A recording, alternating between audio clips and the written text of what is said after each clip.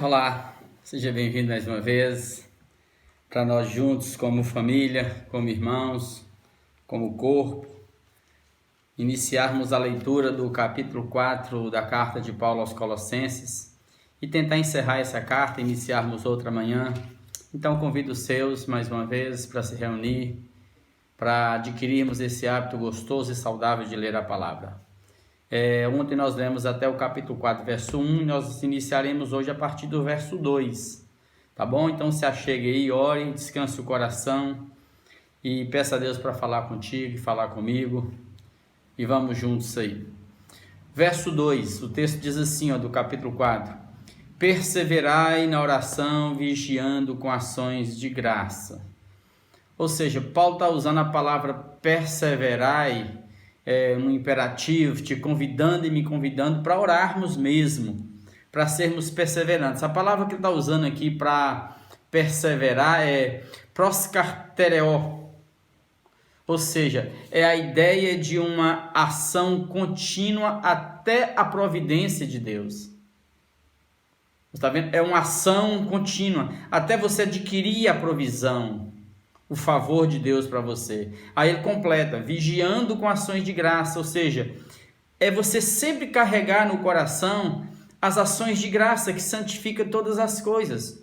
Porque tem momentos na vida de oração que as coisas não acontecem como você, entre aspas, está orando, pedindo momentaneamente. Por conta da nossa relatividade no tempo, nós nem sequer sabemos orar como convém. Então, com relação à oração, eu ainda devo daqui para essa semana gravar alguns vídeos falando da vida de oração de Jesus. E eu quero te convidar a caminhar para a gente crescer na oração e servir a Deus de todo o nosso coração. Mas por hora, amados, vamos perseverar na oração com o coração carregado de gratidão, porque mesmo não acontecendo como eu imaginei, por favor, dê graças. Dê graças, não murmure, não reclame, porque você não sabe o que será amanhã. Então é por isso que a gente ora e agradece a Deus. Verso 3, aí Paulo diz assim, suplicai, ou seja, a mesma coisa, ore também, suplique, clame ao mesmo tempo também por nós, para que Deus nos abra a porta à palavra, a fim de falarmos do mistério de Cristo, pelo qual também estou algemado, para que eu manifeste como devo fazer. Aí Paulo convoca a igreja a também orar, imperativo, suplicar, irmão. Ele está convocando a igreja de Colossos para orar com ele, interceder por ele. Para quê? Para que Deus abrisse porta, para que ele pudesse pregar a palavra, pregar o mistério de Deus, que é Jesus, revelado a todos os povos, aos gentios, Jesus em nós. E esse era o chamado dele, pelo qual também estou algemado. E ele estava algemado nos dois sentidos, não só porque ele estava preso em Roma em função do evangelho de Jesus, porque ele pregou, ele estava algemado, mas espiritualmente falando. Quando eu estou em Cristo, eu estou, entre aspas, algemado com Cristo. É por isso que uma pessoa que se declara cristão, ele não vai conseguir viver feliz em outro mundo, de outra forma, de jeito nenhum, por conta da consciência que ele carrega.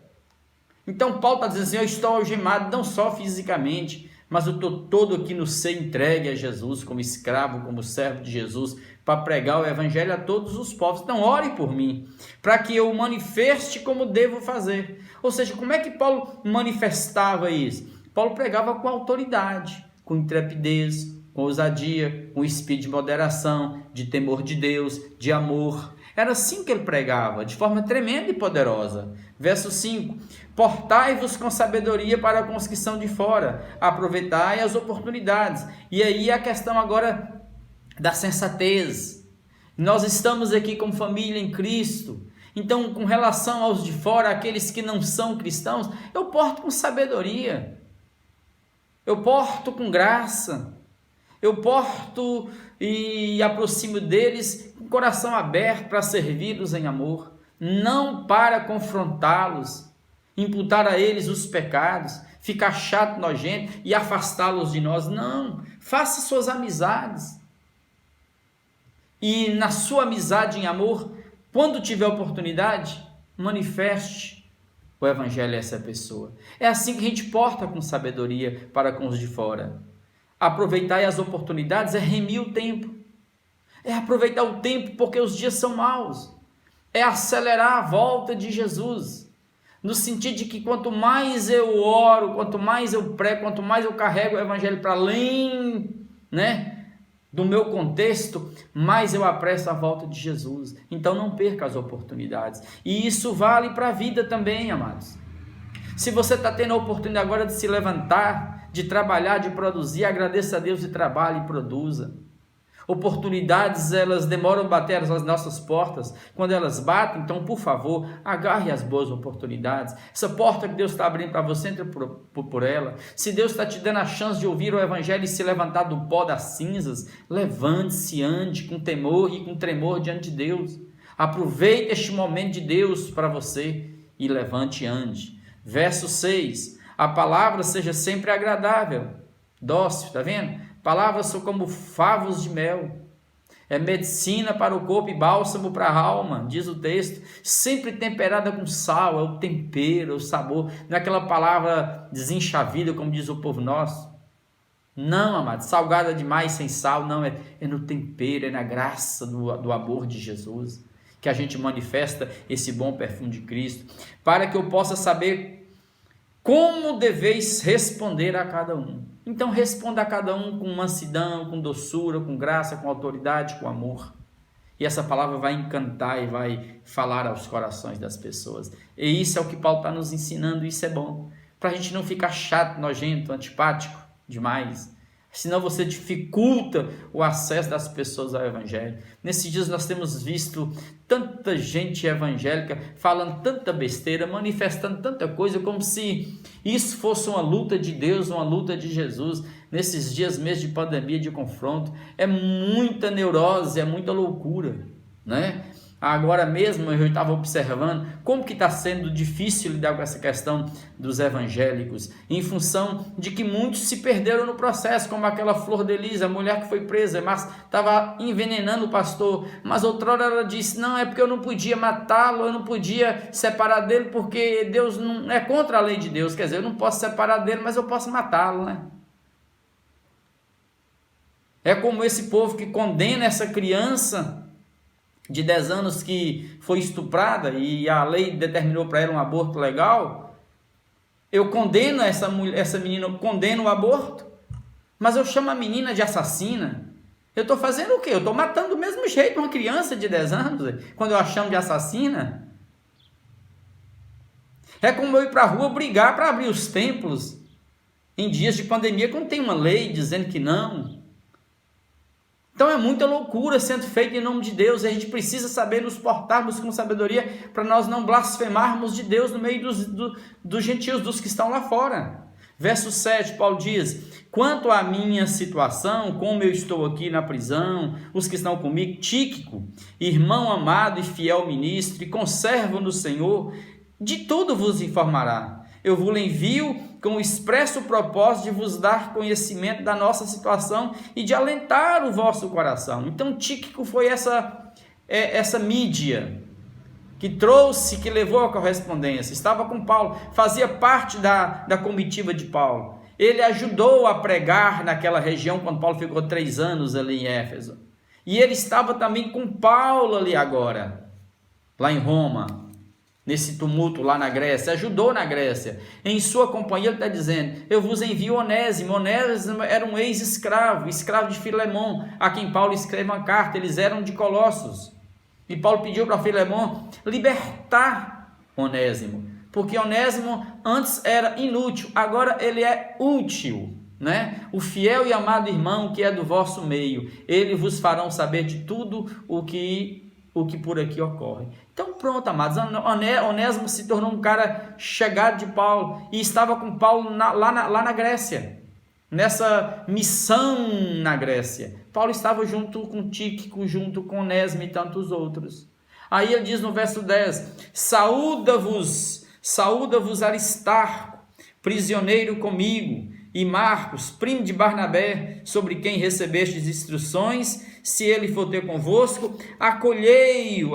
Então, Aristarco também era outro, amados, era um macedônio, participou com Paulo daquele tumulto lá em Éfeso, quando Paulo foi preso, ele, Tíquico, estavam na missão também na Grécia. E esse Marcos que ele cita aqui, era um ex-companheiro dele. No início da caminhada de Paulo, Marcos estava com ele. Depois Marcos separa-se de Paulo. Houve um desentendimento. E mais tarde Marcos reaproxima de Paulo. E Paulo fala muito bem dele 5 anos depois aqui, quando ele escreve a Timóteo. Vamos lá. E verso 11, e manda saudação para vocês também, Jesus, que é conhecido como Justo. Esse Jesus aqui, até o segundo século, era um nome muito comum dar aos povos judeus, né? Jesus aqui é Justo, os quais são os únicos da circuncisão, os únicos judeus que cooperam pessoalmente comigo pelo reino de Deus. Eles têm sido o meu lenitivo. Então, esse irmão aqui, Jesus, conhecido como Justo, caminhou com Paulo, era judeu, só que ele não obrigava os gentios a circuncidarem. E esses irmãos, Paulo diz, eles são o meu lenitivo, o meu consolo, o meu apoio. Irmãos, vocês não sabem como que é lindo, como que é gostoso você ter gente do seu lado que te ajuda. Quando nós ficamos de quarentena aqui em casa, como que é gostoso você ver irmãos chegando e te abençoando e te ajudando, trazendo as coisas para você. É tão bom a gente saber que a gente não está sozinho. Então, a gente tem que aprender essa relação. Esses caras aqui eram anjos de Deus na vida de Paulo, assim como Paulo era um anjo de Deus na vida deles. Então, vamos aprender a relacionar bem uns com os outros, porque irmãos que chegam para nós orando, trazendo a palavra de Deus, é um bálsamo para nós, é um lenitivo, é um consolo de Deus para nós. Verso 12, saúda-vos Epáfras, que é dentre vós, servo de Cristo Jesus, o qual se esforça sobremaneira, continuamente por vós nas orações. Ou seja, Epáfras é que fez o feedback entre Paulo e a igreja, mas era um homem também de muita oração. E eu ainda quero falar muito de oração, porque a nossa geração é a geração que não ora mais. Nós temos que voltar a essa prática, para que vos conserveis perfeitos e plenamente convictos em toda a vontade de Deus. Então, essa oração deles, para que os irmãos de Colossos continuassem completos em Cristo, aperfeiçoados em Cristo, cheios de Cristo, convictos daquilo que era a vontade de Deus para a vida deles. Verso 13, e Paulo diz assim, e de Epáfras eu dou testemunho de que muito ele se preocupa por vós, pelos de Laodiceia e pelos de Hierápolis. Vocês estão pertinho de Hierápolis aí, a Hierápolis está a 9 quilômetros de Laodiceia, mas está a 23 de vocês, de forma que vocês de Laodiceia também são uns 10 quilômetros. Então, ele também dá testemunho, ele se preocupa. E a preocupação aqui é a questão da oração, em saber se a igreja estava bem. Verso 14, saúda-vos Lucas, que é o médico amado, e também Demas. Esse Lucas era um médico gentil, que não conheceu Jesus, mas depois se achegou para a comitiva de Paulo e caminhou com Paulo. E estava com Paulo nessa viagem de Paulo de Jerusalém para Roma. E esteve com Paulo também lá na prisão em Roma. E esse Demas era um cara que estava andando com Paulo, mas você vai perceber mais tarde, lendo comigo aqui na carta a Timóteo, que esse Demas chega um momento que ele ama o mundo e abandona Paulo. Ele larga tudo e vai servir, vai se entregar. Ele diz, entre aspas, na linguagem hoje, ele desviou-se, né? Pelo menos momentaneamente, até a escrita da carta de Paulo a Timóteo. Se ele retornou depois, ninguém sabe. Saudai os irmãos de Laodiceia, lá da igreja de Laodiceia, tá vendo? E saudai também Ninfa e a igreja que ela hospeda em sua casa. Mais uma vez você percebe que os irmãos aqui não tinham templos. Eles se reuniam assim comunitariamente em casa de irmãos, famílias de cristãos. E se achegavam todos ali. Essa Ninfa aqui era mais uma que hospedava gente na casa dela, hospedava uma igreja na casa dela e acolhia. Era assim que a igreja cresceu. Templo só foi depois do século III que foram surgir templos por aí. Então, por favor, amados, igreja é onde tiver 1, 2 reunidos em nome do Senhor, 2, 3. E é quaisquer 2, 3, não precisa ser especiais não. E se não tiver ninguém, você é igreja de Deus. Diz mais o texto, olha, e uma vez lida esta epístola perante vós, ou seja, os irmãos aqui tinham o hábito de ler as cartas de Paulo publicamente, em voz alta, na frente de todos. Então, uma vez lida essa carta para vocês aí, providenciai para que seja também lida na igreja dos Laodicenses. E a carta dos de Laodiceia, lede-a igualmente perante vós, perante vocês. Era assim que eles faziam. Então essas cartas saíam de cidade em cidade. Observa, a carta de Colossos foi lida em Laodiceia. A de Laodiceia, que nós não temos, Deus não quis que estivesse aqui, foi lida também em Colossos. Assim também como essas cartas foram lidas em Hierápolis, em outros lugares. Assim como nós estamos lendo, estamos sendo curados e abençoados aqui. Hein? Quantos irmãos que estão sendo abençoados agora, falando de oração, de oportunidade, de palavra dócil, mansa, meiga, de relações fraternas, amorosas, que são bálsamo para nós. Isso tudo é aprendizado, é cura, é psicologia. O mundo as pessoas ficam querendo buscar palavras positivistas aí fora, buscar frases de efeito por aí. Não, amados, aqui no Evangelho tem tudo. Quem lê Jesus está sendo curado, tratado, restaurado, aperfeiçoado, acabou. Diz o verso 17, também dizei a Arquipo, aí está vendo? Esse Arquipo aqui era um líder, ele tem um chamado, era um pastor, assim como Epáfras era, gente que pregava, aí ó, dizei a Arquipo, 2 pontos, atenta para o ministério que recebeste no Senhor para o cumprires, ou seja, não tira o foco do chamado seu, Arquipo, se Deus te chamou para pastorear, cumpra esse papel, é uma obra nobre, o galardão vai para a eternidade. Quem vem para essa obra não enriquece aqui na terra, não. O tesouro está aí no céu.